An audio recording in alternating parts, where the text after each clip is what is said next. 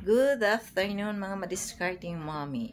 Magbibigay lang po ako ng isang napaka-importanting real talk sa aming mga simpleng negosyante.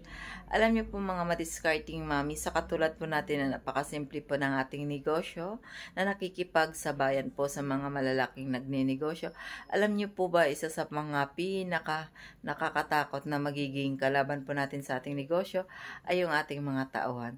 Kasi kung bakit? Ang ating mga tauhan ay magagaling lang po yan. Mas marami po. Magagaling lang po yan pag in-interview mo, pag unang araw, isang linggo, isang buwan.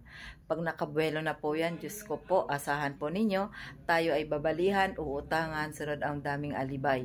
Sunod na araw, sunod na linggo, di na yan papasok kasi ang kanilang sweldo ay halos hindi na sapat sa kanilang pang-araw-araw na pangangailangan kasi kailangan po nating kaltasin at yun po ay kanila namang na cash advance. Pag yun po ay ginawa natin, tatama din na po ang ating tauhan na pumasok sa kanilang trabaho. So, maapektuhan po ang ating negosyo. So, hanggat maaari po sana tayong mga negosyante na pahabaan po sana natin ang ating pasensya. Pero, di ba?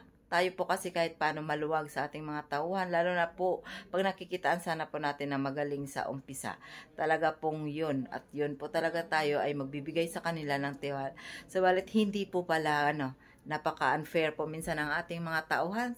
Kasi pag pinagbigyan nyo po sila, hindi na po tayo niyan papasukan. Lalo na po pag wala po silang nasisweldo. So, ang totoong usapan po dito ay timpi-timpi po minsan sa ating mga tauhan sa pagka-cash advance.